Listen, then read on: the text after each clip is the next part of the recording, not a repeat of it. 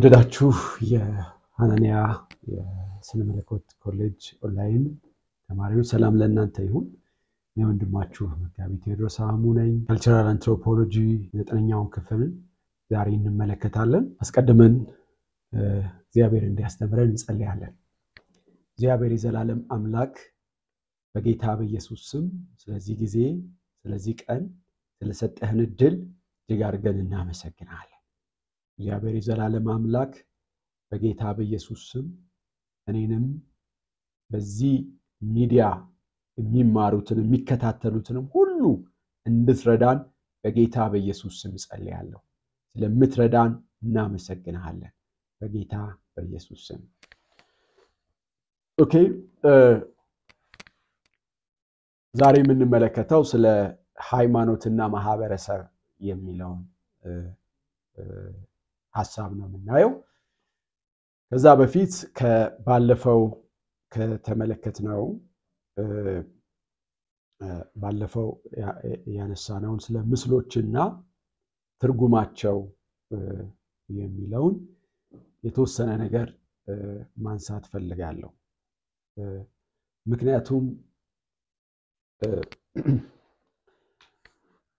ብዙ ሚሽነሪዎች የሚሳሳቱት ወይም ብዙ ሚሽነሪዎች ፌል የሚያደርጉበት ነገር ስለሆነ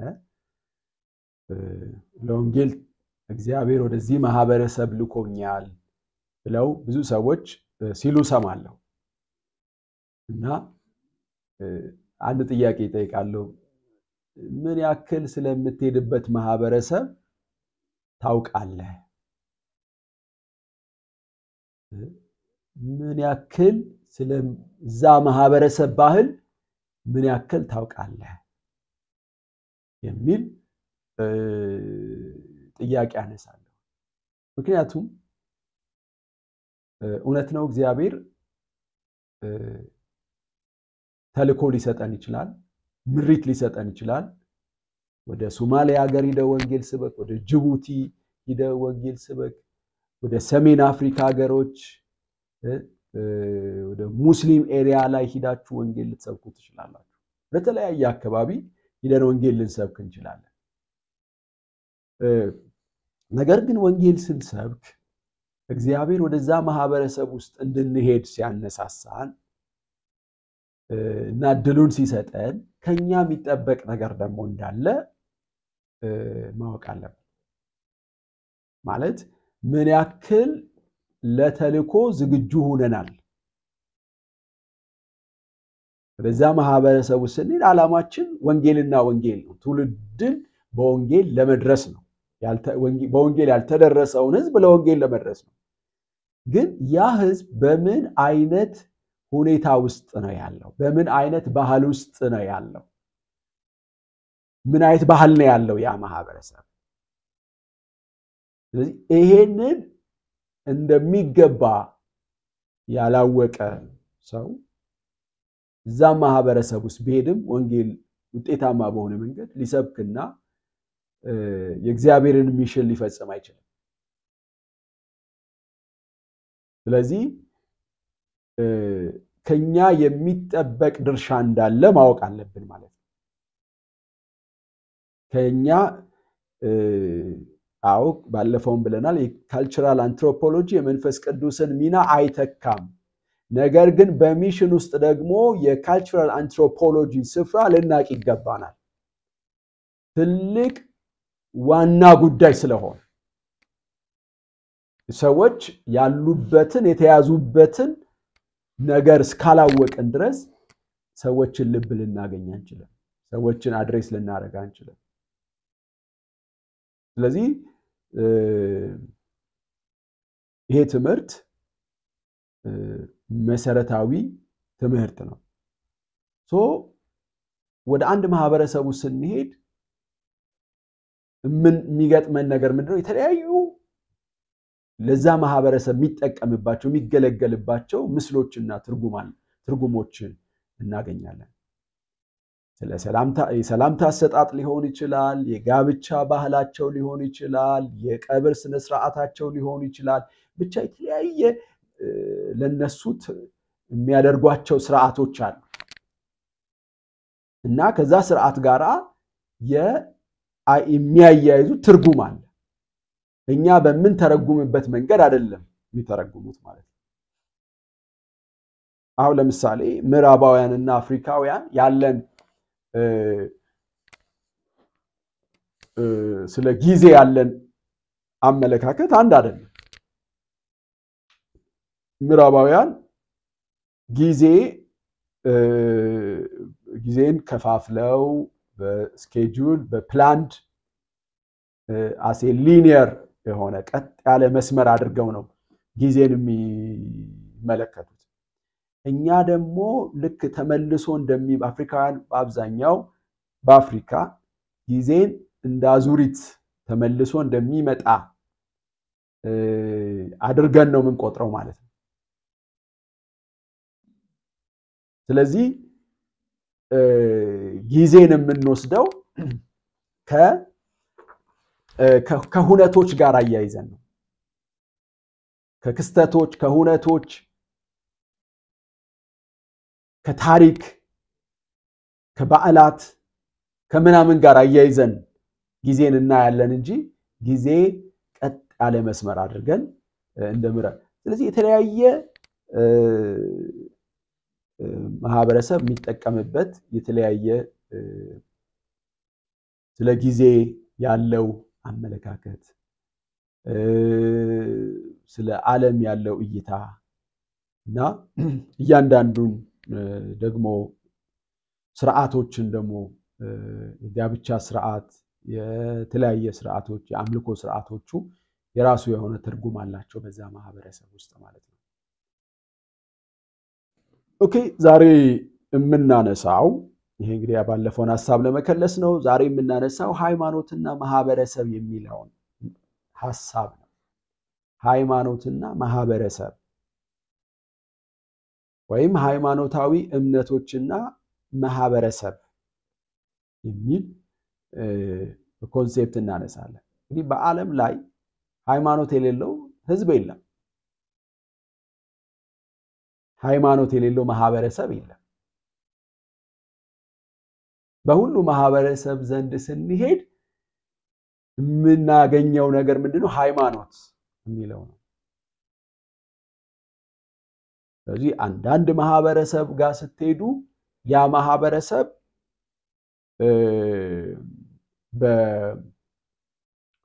በተለያየ በተፈጥሮ ሊያምን ይችላል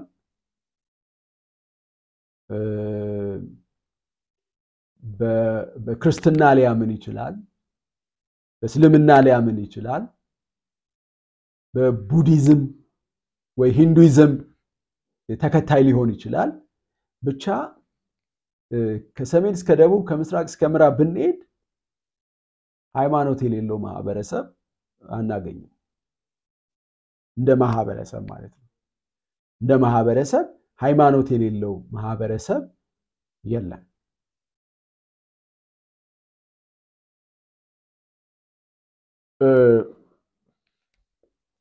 ሰዎች በሃይማኖታቸው ነው ሁሉን ነገር የሚመለከቱት በሃይማኖታቸው ምንጽር ነው ሁሉን ነገር የሚያዩት ሃይማኖታቸው ንጽረተ ዓለማቸውን ስለ ዓለም ያላቸውን እይታ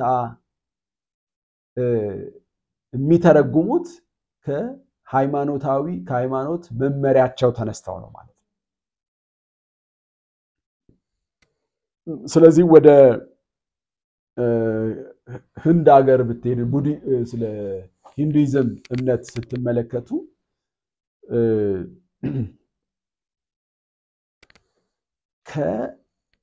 ከእምነታቸው ተነስተው ነው ከእምነታቸው መመሪያ ተነስተው ነው ንጽረተ ዓለማቸውን የሚቀርጹት ማለት ነው ስለዚህ ህይወት ሰው ከሞተ በኋላ ወደ ሌላ እንስሳ ተቀይሮ ይመጣል ሪኢንካርኔት ያደርጋል የሚል አመለካከት አላቸው ከዚህ የተነሳ እንስሳትን አያርዱም እንስሳትን አይመገቡም ያም ከእምነታቸው ጋር የተያያዘ ነው። ስለዚህ ሃይማኖት የሌለው ማህበረሰብ በዓለም ላይ የለም በእያንዳንዱ ማህበረሰብ። ስለዚህ ማህበረሰብና ሃይማኖት የሚለውን ነው ምን ማለት። ስለዚህ ሃይማኖት ራሱ ምንድነው የሚለውን ጥያቄ እንጠይቃለን። ሃይማኖት ሲባል ራሱ ምን ማለት ነው? እያንዳንዱ ሃይማኖት ሊደርስበት የሚፈልገው ግቡ ምንድነው? ሃይማኖት የሰዎችን ኩነት የሚመለከተው እንዴት ነው? ስለዚህ ስለ ሃይማኖት እናጠናለን ማለት ነው። ዛሬ በሚኖረን ጊዜ ሃይማኖት ምንድነው? የተለያዩ ሰዎች ስለ ሃይማኖት በርካታ ትንታኔ ሰጥተዋል፣ በርካታ ትርጉም ሰጥተዋል። እና አንድ የጋራ ትርጉም ለመስጠት ግን አስቸጋሪ ነው። ሃይማኖት የሚለውን ቃል ለመተርጎም ብዙ አስቸጋሪ ነገሮች አሉ። ምክንያቱም የተለያየ ማህበረሰብ ስለ ሃይማኖት የተለያየ ትርጉም ይሰጣል። እናም በተጨማሪ ከመጡበት ታሪካዊ ዳራ ተነስተው የተለያዩ ሰዎች ስለ ሃይማኖት የተለያየ ትርጉም ሲሰጡ እናያለን። በምዕራቡ ዓለምና በአፍሪካ ስለ ሃይማኖት ያለው አተረጓጎም የተለያየ ነው። ስለዚህ ሃይማኖት የሚለውን ቃል መተርጎም አንድ ወጥ የሆነ ትርጉም መስጠት አስቸጋሪ ነው ማለት ነው። ጀነራሊ የተለያየ ትርጉሞችን እናነሳለን። የተለያየ ሰዎች ምሁራን ስለ ሃይማኖት የሰጡት ትንታኔ፣ ስለ ሃይማኖት የሰጡት ትርጉሞችን እናያለን። ሃይማኖት ለሁሉም ማህበረሰብ የህይወት ወሳኝ ጥያቄዎችን የሚመልስ በባህል ውስጥ ያለ አንድ ስርዓት ነው። የህይወት ወሳኝ ጥያቄዎችን የሚመልስ በሁሉም ማህበረሰብ ውስጥ ያለ የህይወት ስርዓት ነው ይላል። ምን አይነት ጥያቄዎችን ነው የሚመልሰው? ስለ ህይወት መገኛ፣ ስለ ህይወት ትርጉም፣ ስለ ህይወት ፍጻሜ፣ ስለ መንፈሳዊ ዓለም ጉዳዮች፣ ስለ ልዕለ ተፈጥሯዊ ነገሮች፣ ስለ በሽታ ምንጮች፣ ስለ ድነት ወዘተ ጥያቄዎችን የሚመልስ ነው ሃይማኖት ሲባል። ማለት ለመመለስ የሚሞክር ነው፣ የሚተነትን ነው። ከነዚህ ነገሮች ጋር የተዛመደ ነው። ስለ ህይወት መገኘት፣ ሰው ከምን መጣ፣ ሰው እንዴት ተፈጠረ ከሚለው የህይወት ትርጉም ውስጥ ደግሞ ምንድነው? ሰው ከሞተ በኋላ ምን ይሆናል?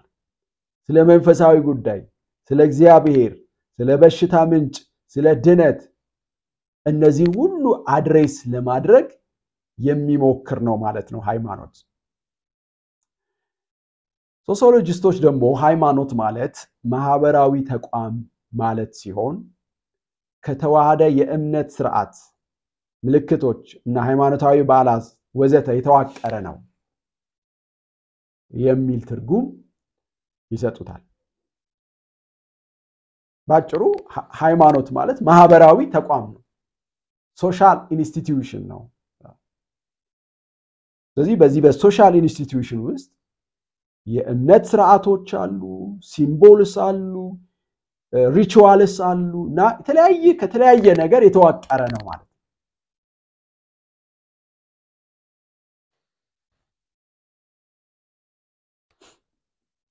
ሃርበርት የተባለ ሰው እንደተናገረው ደግሞ ከተፈጥሮ በላይ በሆነ አካል እና ሁነቶች ማመን ማለት ነው።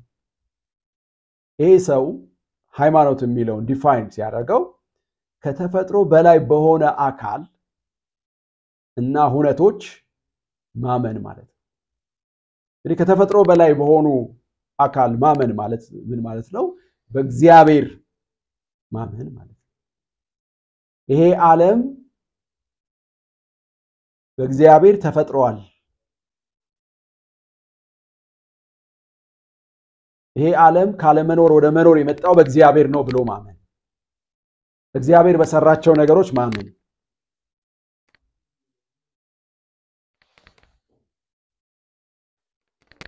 ሃርበርት ቴይለር ሲተረጉም ሃይማኖትን ከልዕለ ተፈጥሯዊ ጋር የተገናኙ እምነቶችና ልምምዶች ናቸው። ሃይማኖት ከልዕለ ተፈጥሯዊ ወይም ሱፐርናቹራል ጋር የተገናኘ ነው። ከምድራዊ ነገር ጋር የተገናኘ አይደለም። ከቁሳዊ ነገር ጋር የተገናኘ አይደለም። ሃይማኖት ከመንፈሳዊ ነገር ጋር የተገናኘ ነው።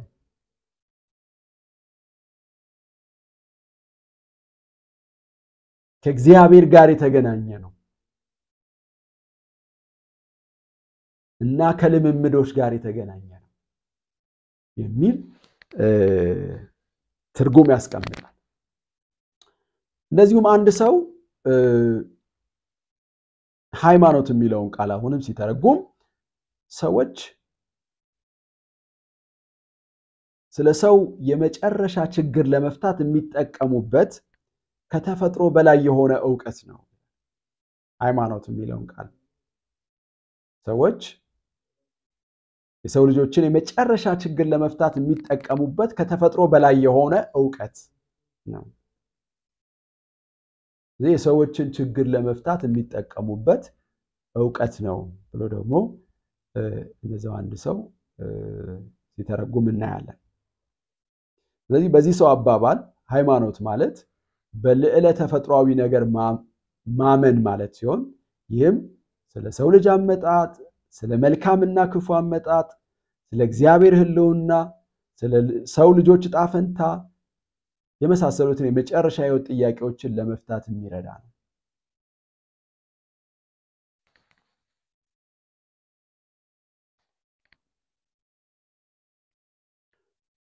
በብዙ አፍሪካውያን ዘንድ ሃይማኖት የሚለው ትርጉም የሰዎች የህይወት ስርዓት አድርገው ያዩታል። የሰዎች የህይወት ስርዓት ተደርጎ ይተረጎማል በአፍሪካውያን ዘንድ። ስለዚህ በአፍሪካ ዘንድ ስንመጣ አፍሪካውያን ያለን ንጽረተ ዓለም ከሌላው ንጽረተ ዓለም በብዙ እንለያለን። ከምዕራቡ ዓለም እንለያ። አፍሪካውያን ሁሉን በፈጠረ አምላክ ያምናሉ። ከሰሜን እስከ ደቡብ ከምስራቅ እስከ ምዕራብ ብንሄድ ተመሳሳይ የሆነ ነገር እናገኛለን። ተመሳሳይ የሆኑ እምነቶች እናገኛለን። በተለይ ቀደምት እምነቶችን በሚከተል ማህበረሰብ ዘንድ ስናየው ባይገባቸውም ስለ እግዚአብሔር ማንነት ባይገባቸውም ግን ይሄን ዓለም የፈጠረው እግዚአብሔር ነው የሚል እምነት አላቸው። ይሄ ዓለም የፈጠረው እግዚአብሔር ነው፣ ሰውን የፈጠረው መላእክትን ሁሉንም ነገር እግዚአብሔር እንደፈጠረ ይታመናል ማለት ነው። ይሁን እንጂ በእግዚአብሔር ብቻ ሳይሆን በመናፍስትም በአያት ቅድመ አያት አማልክትም ያምናሉ። ስለዚህ እግዚአብሔር ከሰው የራቀ ስለሆነ እግዚአብሔር ጋር ሰዎች ሊደርሱ ስለማይችሉ ሊረዱን የሚችሉት መሃል ላይ ያሉት መናፍስቶች ናቸው። ሊጎዱንም ይችላሉ፣ ሊጠቅሙንም ይችላሉ የሚል እምነት አለ። ስለዚህ ብዙ ትራዲሽናል ሪሊጅን አፍሪካን ትራዲሽናል ሪሊጅን በሚከተሉት ዘንድ በጠንቋዮች በቃልቻዎች የሚያምኑበት ምክንያት ከዚህ የተነሳ ነው። ከዚህ ንጽረተ ዓለም የተነሳ ነው። ስለዚህ እግዚአብሔር እንዳለ ያምናሉ። ወደ እግዚአብሔር ጋር ግን መድረስ አይቻልም። ስለዚህ ልንጸልይ የሚገባው ልንለምን የሚገባው አያት የቅድመ አያቶቻችንን አምላክ ነው ወይም መንፈስ ነው እንለማመን የሚገባው እና በዚህ ውስጥ የጥንቆላ አስተራሮች መንፈሳዊ ኃይልን የመለማመድ ነገሮችን እናያለን ማለት ነው በጣም በስፋት አፍሪካ ውስጥ እንመለከታለን ስለዚህ አፍሪካን ትራዲሽናል ሪሊጅን አንድ እንደ ትልቅ ሃይማኖት ይታያል ወይም ይወሰዳል ማለት ነው ቀደም እንዳልኩኝ በዓለም ላይ ብዙ ሃይማኖቶች አሉ ከዛ ሃይማኖቶች አንዱ የአፍሪካ ልማዳዊ ሃይማኖት ወይም የአፍሪካ ልማዳዊ እምነት ነው እና ይሄን እምነት በእኛ ሀገር ውስጥም ይሄንን እምነት የሚከተል ማህበረሰቦች አሉ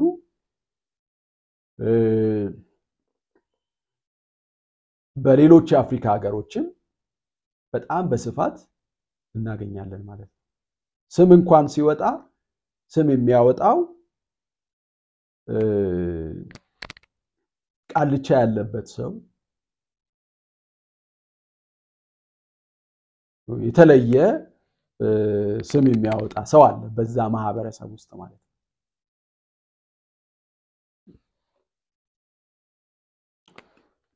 ኦኬ ስለ ሃይማኖት ስንመለከት የተሰጡ አሉታዊ የሆኑ አመለካከቶችን ደግሞ በምሁራን ዘንድ እናያለን ብዙ ምሁራኖች ሃይማኖት በህብረተሰብ ውስጥ አውንታዊ ሚና ለመጫወት የሚያገለግል እንደሆነ ያምናሉ ሌሎች የተወሰኑት ደግሞ የተለየ የሚጋጭ ሐሳብ ያነሳሉ ሃይማኖትን በአሉታዊ መንገድ የሚመለከቱ ሰዎች አሉ ለምሳሌ ካርል ማርክስ ምሳሌ መውሰድ እንችላለን ይሄ ሰው ሃይማኖት የካፒታሊስት ጽንሰ ሐሳብ ለራሳቸው ፍላጎት የሰራተኞችን መደብ ለማሳሳት የሚጠቀሙበት መሳሪያ ነው ያለ ሰው ነው ስለዚህ ይሄ ሰው ምን ይላል ብዙሃንን የሚያደነዝዝ የእንቅልፍ መድኃኒት ነው ይላል ሃይማኖት ማለት በዚህ ሰው ትርጉም ብዙዎችን የሚያደነዝዝ የእንቅልፍ መድኃኒት ነው ይላል ስለዚህ በሶሻል ሪዮት ዓለም በሚከተሉ ማህበረሰብ ዘንድ በተለይ በደርግ ጊዜ በእኛም ሀገር እግዚአብሔር የለም ተብሎ ሲቀነቀን ነበር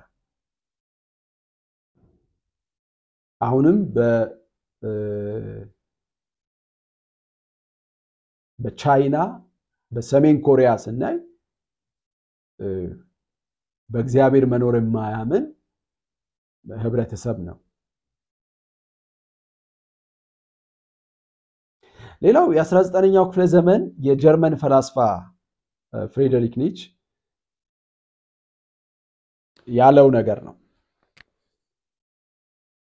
ዶግማቲክ በሆነ የስነ ምግባር ደንብ ማመን አመክንያዊ ያልሆነ ነገር ብቻ ሳይሆን በመሰረቱ የሰው ልጆችን አቅም የሚገድብ ነው ብሏል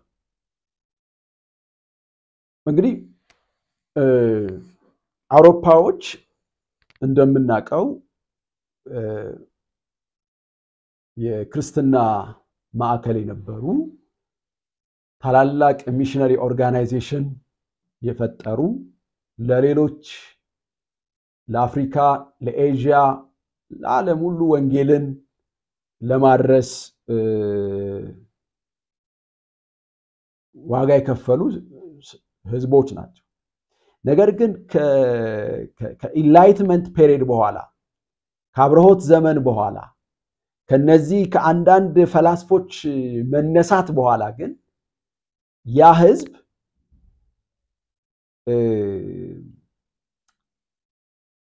ወደ ኤቲስትነት እግዚአብሔርን ወደ ናቹራሊዝም ወደ ናቹራሊስት የመሆን ፍልስፍና ሲከተል እንመለከታለን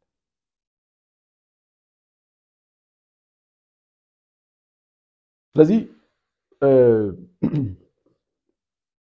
የምዕራቡን ንጽረተ ዓለም ስንመለከት ምን ያክል በሳይንስ ቴክኖሎጂ ፍልስፍና ምናምን የሚባሉ ነገሮች ያንን ህዝብ ከእግዚአብሔር ሙሉ ለሙሉ እንዲጠፋ ከእግዚአብሔር እንዲርቅ እንዳደረጉት እንመለከታለን።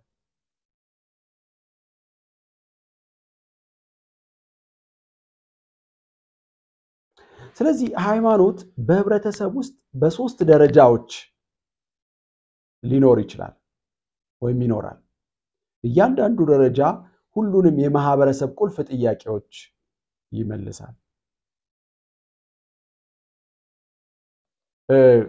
ማንኛውም ሃይማኖት ከፍተኛ ገጽታ በቅንፍ ውስጥ መደበኛና ዝቅተኛ ገጽታ ወይም ፎልክ ተብሎ የሚጠራው ደረጃዎች አሉት። ከፍተኛ ገጽታ የሚባለው ቀጥተኛ እምነቶችንና የመታዘዝ ልምምዶች ላይ ሲያተኩር፣ ለምሳሌ በክርስትና ስንመጣ በስላሴ ማመን እግዚአብሔር አብ ወልድና መንፈስ ቅዱስ ይህ ቀጥተኛ እምነት ሲሆን እንደ ጥምቀትና ቅዱስ ቁርባን ደግሞ የተደነገጉ ልምምዶች ናቸው። በእስልምናም ስንመጣ በተውሂድ ይታመናል። ይህም ፍጹም የእግዚአብሔር አንድነት ማለት ነው። እግዚአብሔር አንድ ነው፣ መሐመድ መልእክተኛ ነው ይላሉ። ነገር ግን ወደ 5 የእስልምና መሰረቶች አሉ ይላሉ። እሱም ሻሃድ የእምነት ኑዛዜ፣ ሰላት ጸሎት፣ ዘካ ምጽዋት መስጠት፣ ሳውም በረመዳን ወር መጾም፣ ሐጂ ወደ መካ በዘመን አንድ ጊዜ መሄድ፣ እነዚህ ሁሉ የተደነገጉ ልምምዶች ናቸው።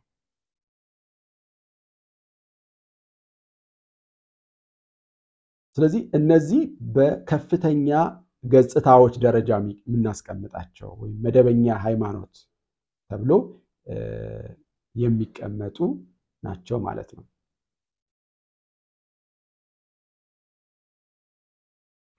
ህዝባዊ ሃይማኖት ሁለተኛው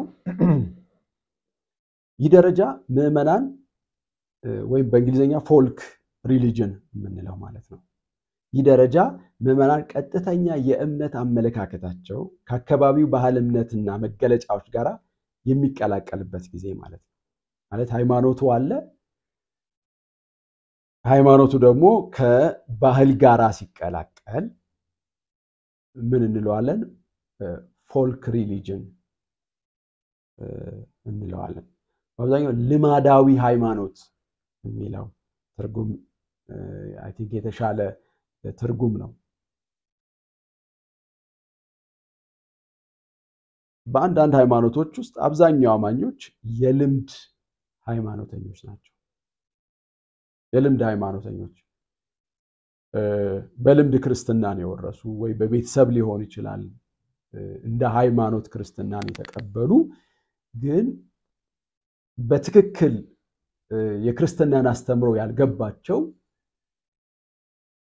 as folk theology እንደ ፎልክ ሪሊጅን እንደ ልማዳዊ ሃይማኖት ብቻ የሚመላለሱ ሰዎች አሉ። በየትኛውም ሃይማኖት ውስጥ ማለት ነው። በክርስትና፣ በፕሮቴስታንት ውስጥ፣ በኦርቶዶክስ፣ በሙስሊም በየትኛውም እምነት ውስጥ እነዚህ አይነት ሰዎች አሉ። እምነታቸውን ከባህል ጋር የቀላቀሉ ሰዎች፣ እምነታቸውን ከባህል ጋር የሚቀይጡ ሰዎች ያጋጥሙናል ማለት ነው።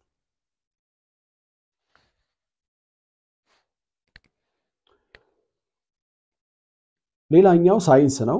ይህ ደረጃ ከቁሳዊው ዓለም ስርዓት ጋር የተገናኘና ይህንንም ዓለም እንዴት እንደምንረዳ ዓላማውም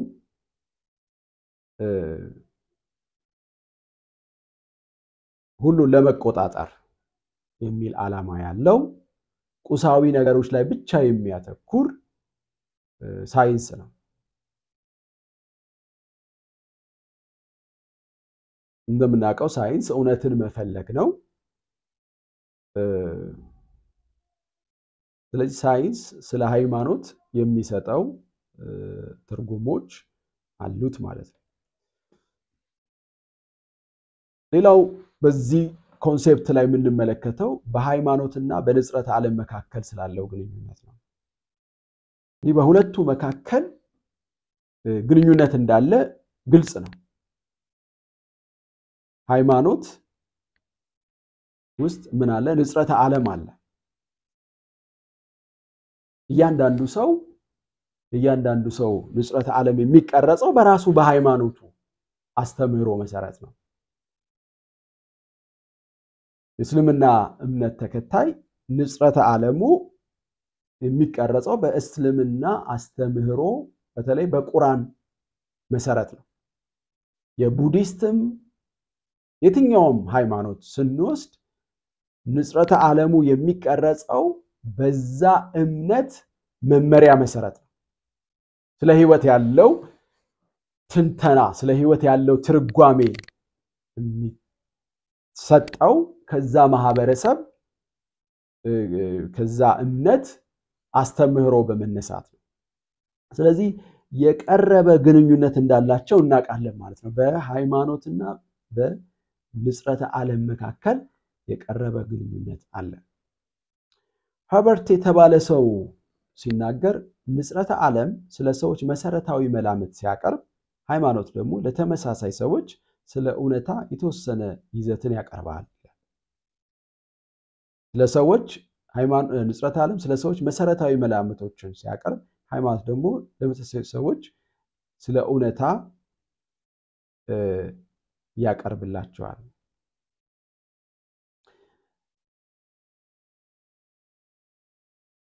ሐዋርያ ሥራ ምዕራፍ 15ን ስንመለከት ከመጽሐፍ ቅዱስ ሐዋርያ ሥራ ምዕራፍ 15ን ብንመለከት ጥሩ መረዳት እናገኛለን። አነባዋለሁ። ሐዋርያ ሥራ ምዕራፍ 15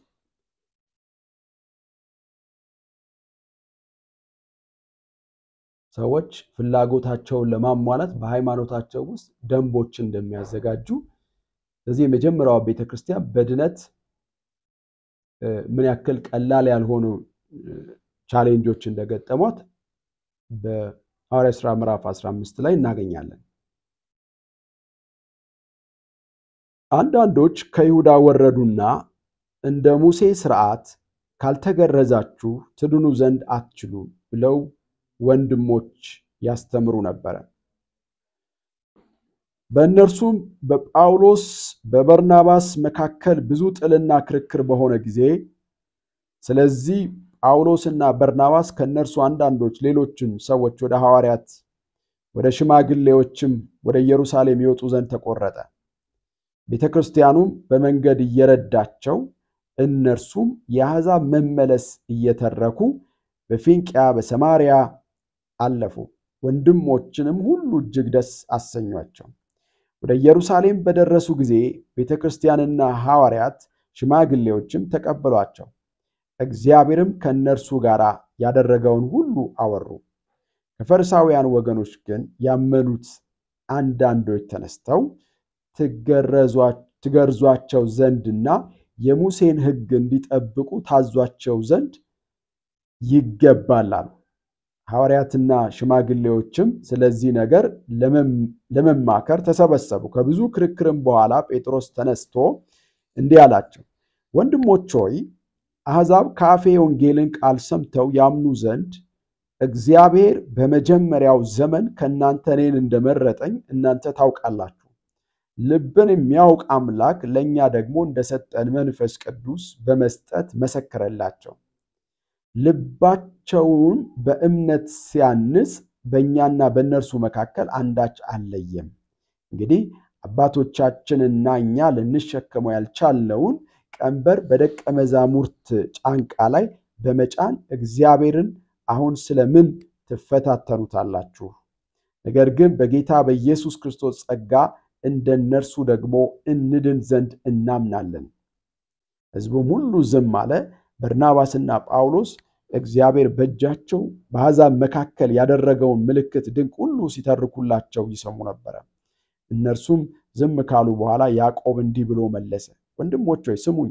እግዚአብሔር ለስሙ የሚሆነው ወገን ከአሕዛብ ይወስድ ዘንድ አስቀድሞ እንዴት እንደጎበኘ ስምዖን ተርኳል። ከዚህም ጋር የነቢያትም ቃል ይስማማል። እንዲህ ተብሎ እንደተጻፈ ከዚህ በኋላ የቀሩት ሰዎችና በስሜ የተጠሩ አሕዛብ ሁሉ ጌታን ይፈልጉ ዘንድ እመለሳለሁ፣ የወደቀችውንም የዳዊትን ድንኳን እንደገና ሰራታለሁ፣ ፍራሿንም እንደገና ሰራታለሁ፣ እንደገናም አቆማታለሁ ይላል ይህን የሚያደርግ ጌታ። ከጥንት ጀምሮ ስራው ሁሉ በእግዚአብሔር ዘንድ የታወቀ ነው። ስለዚህ ከአሕዛብ ወደ እግዚአብሔር የዞሩት እንዳናስቸግራቸው፣ ነገር ግን ከጣዖት እርኩሰትና ከዝሙት ከተናቀም ከደምም ይርቁ ዘንድ እንድንጽፍላቸው እቆርጣለሁ ብሎ ያዕቆብ ሲጨርስ እንመለከታለን። እነዚህ ሰዎች ሐዋርያት ሥራ ምዕራፍ 15 ላይ ትልቅ ቻሌንጅ የተከሰተበት ቦታ ነው። ሐዋርያት ሥራ ምዕራፍ 15 ላይ ጳውሎስ ድነት በክርስቶስ በማመን በጸጋው የሚገኝ ነው ብሎ ሲያስተምር፣ እነዚህ ከኢየሩሳሌም ሌሎች ደግሞ የመጡ አሕዛብ መዳን የሚችሉት መጀመሪያ የአይሁድን ሃይማኖት ሲቀበሉ ሲገረዙና በክርስቶስ ሲያምኑ ነው የሚል ትልቅ ቴዎሎጂካል የሆነ ዴቢት ክርክር ሲነሳ እንመለከታለን። ስለዚህ አንድ ሰው ክርስቲያን ለማመን በክርስቶስ ለማመን መጀመሪያ አይሁድ መሆን አለበት። ከዛ ነው ክርስቲያን ሊሆን የሚገባው የሚል አቋም ያላቸው ሰዎች አሉ። ስለዚህ ለዛም ደግሞ መገረዝ አለበት። የአይሁድን እምነት አንድ ሰው የሚቀበለው በመገረዙ ነው። ጳውሎስና በርናባስ ደግሞ ሰው የሚድነው በክርስቶስ በተሰራለት ስራ በማመኑ በጸጋው ብቻ ነው ሚል በኋላ ከብዙ ክርክሮች በኋላ እነዚህ ሰዎች ወደ ኢየሩሳሌም ዘንድ ሂደው ጴጥሮስና ያዕቆብ የወሰኑትን ውሳኔ እንመለከታለን።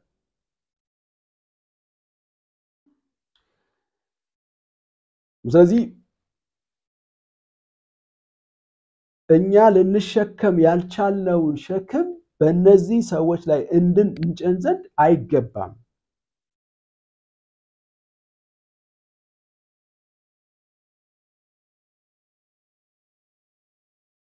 ስለዚህ ከደም ከተናቀ ከዝሙት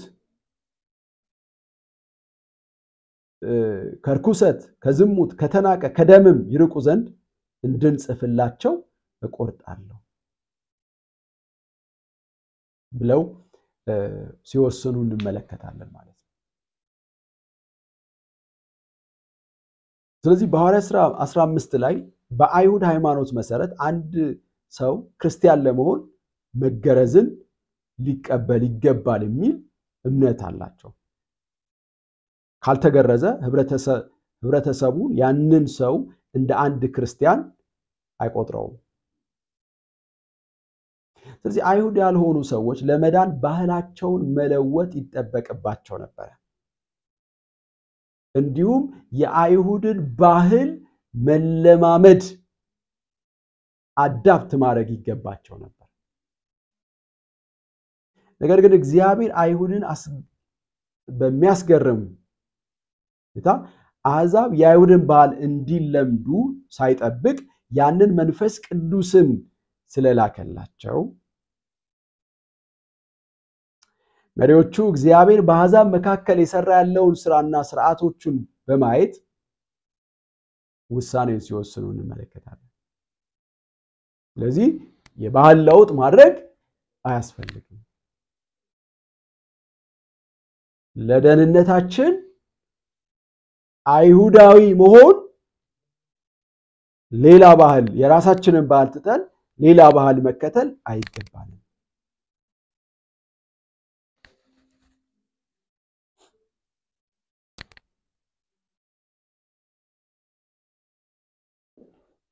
በራሳችን ባህል ውስጥ መዳን እንችላለን።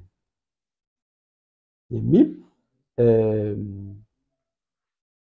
ትምህርት ነው ማለት ነው።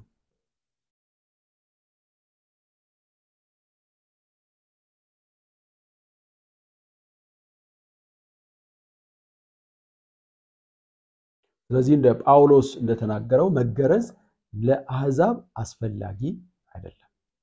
መገረዝ ለክርስትና እምነታችን እንቅፋት እንደነበረ ተነግሯል። ይሁን እንጂ አይሁድም ሆነ አሕዛብ ተመሳሳይ ለእግዚአብሔር ታማኝነታቸውን ማድረግ የነበረባቸው የእርሱን መዳን ማመን፣ እርሱን እንደ ግል አዳኝ አድርጎ መቀበል ነው ማለት። አይሁድም መገረዛቸው ሕግን መጠበቃቸው አይደናቸውም። አሕዛብም ደግሞ አይሁድን መሆናቸው ወይም መገረዛቸው አያድናቸውም ማለት ነው። ሁሉንም አይሁድንም አሕዛብንም የሚያድነው በክርስቶስ ኢየሱስ ማመናቸው ብቻ ነው።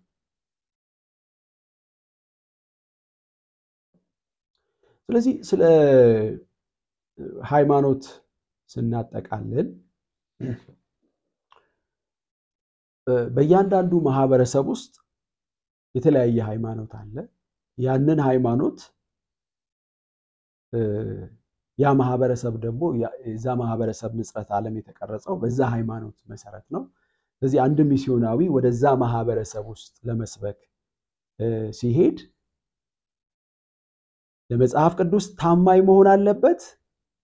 ደግሞ መልእክቱን አውዳዊነት ማድረግ አለበት ወይም ኮንቴክስቹዋላይዝ ማድረግ አለበት። ማለት መልእክታችንን እንበርዘዋለን ማለት አይደለም።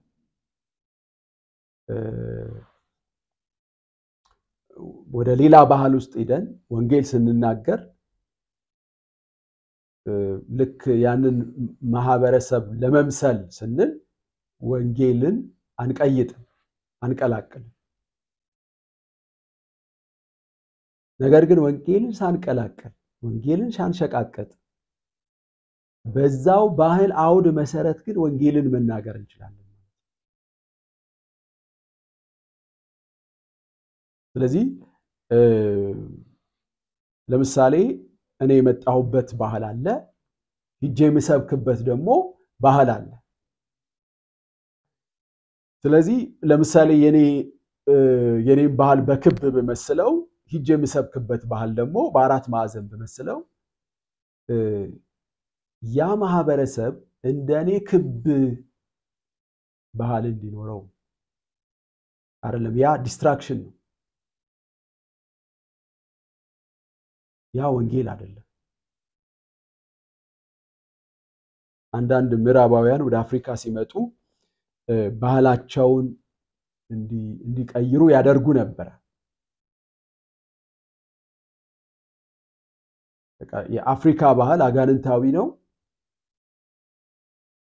ስለዚህ አፍሪካውያን ወደ ምዕራባውያን ባህል መቀየር አለባቸው የሚል እምነት ነበራቸው።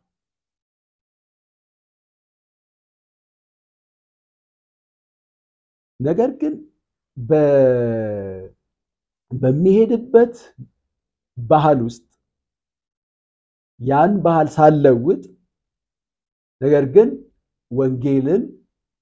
ወንጌልንም ሳልሸቃቀጥ መናገር እችላለሁ በእነሱ ኮንቴክስት መሰረት ማለት ነው። ሁለት ፈተናዎች አሉ ማለት ነው በዚህ ውስጥ። የመጀመሪያው ፈተና ወንጌልን መሸቃቀጥ ፈተና አለ። ሲንክሪቲሳይዝድ ማድረግ። ሌላው ፈተና ደግሞ ምንድነው? ያኛውንም ባህል ዲስትራክት የማድረግ ሁለት ቻሌንጆች፣ ሁለት ፈተናዎች አሉ። ስለዚህ ሚስዮናዊ ቀላል ፈተና አይደለም የሚገጥመው ወደ አንድ ማህበረሰብ ዘንድ ሲሄድ። ወንጌሉን መልእክቱን ሳይበርስ ሳይቀይጥ ለዛ ማህበረሰብ ደግሞ ትርጉም ሊሰጥ በሚችለው በእነሱ አውድ ወንጌልን ሊነግራቸው ሊመሰክርላቸው ይገባል ማለት ነው። ይሄ ደግሞ it's not easy ከባድ ነገር ነው ቀላል አይደለም ለዛ ነው ዝግጅት የሚያስፈልገው ስለዚህ የትኛው ነገር ነው ሊለወጥ የሚገባው በዛ ማህበረሰብ ውስጥ ያለው የትኛው ነገር ነው ሊለወጥ የትኛው ነገር ነው አጋንንታዊ የሆነው ሞር ዲፕ የሆነው ነገር ነው መለወጥ ያለብን እንጂ ከላይ ያሉ መገለጫዎች አይደሉም ስላለባበስ ስላመጋገብ ወይም የተለያየ መገለጫዎች እነሱን መለወጥ አይደለም መለወጥ የሚገባን የዛን ማህበረሰብ ንጽረተ ዓለም ነው የዛማ ዲፕ የሆነውን ነገር ነው ለመለወጥ እንትን ማድረግ ያለብን ማለት ነው ጸልይና ዛሬም ትምህርታችንን እንጨርሳለን እግዚአብሔር የዘላለም አምላክ በጌታ በኢየሱስ ስም ስለነበረን ጊዜ እጅግ አድርገን እናመሰግናለን ደግሞ እግዚአብሔር ሆይ አሁንም በሚሲዮሎጂ አገልግሎት ውስጥ